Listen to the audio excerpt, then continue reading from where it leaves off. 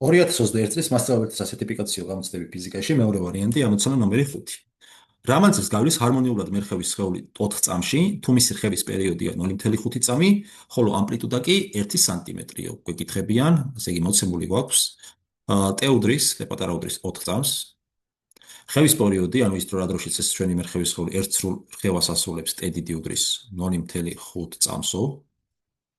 ამპლიტუდა არისო 1 სანტიმეტრი და ჩვენი მიზანია განსაზღვროთ ტე დროში, ანუ 4 წამში, რა მანძილს გაივლის ეს ჩვენი მერხევი სხეული.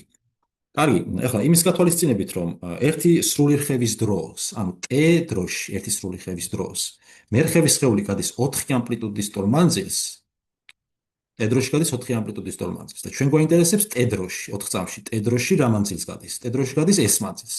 ჩვენ მიზანია განსაზღვროთ ეს. ახლა მარტივი პროპორცია აქვს აქ მოცემული, როგორც ხედავთ. შესაბამისად, ჯვარედინი ნამრავლები ერთმანეთის ტოლია, კიდურა წევრების ნამრავლი ტოლია შუა წევრებისას, ესე იგი ტეს თუ გავუმრავლებთ, ეს თუ გავუმრავლებთ ტეზე, ესის ნამრავლი ტე დიდზე, ტოლი არის 4 ამპლიტუდისა და ტეს ნამრავლი. საიდანაც ესი ტოლი იქნება 4a ტეს ფარდობისა ტე დიდთან. და ჩავსვათ უბრალოდ. 4 გამრავლებული ამპლიტუდა არის 1, გამრავლებული ტე არის 4, შეფარდებული 0.5-თან. ეს კი ტოლი იქნება 16 შეფარდებული 0.5-თან, ეს კი ტოლია 32-ის.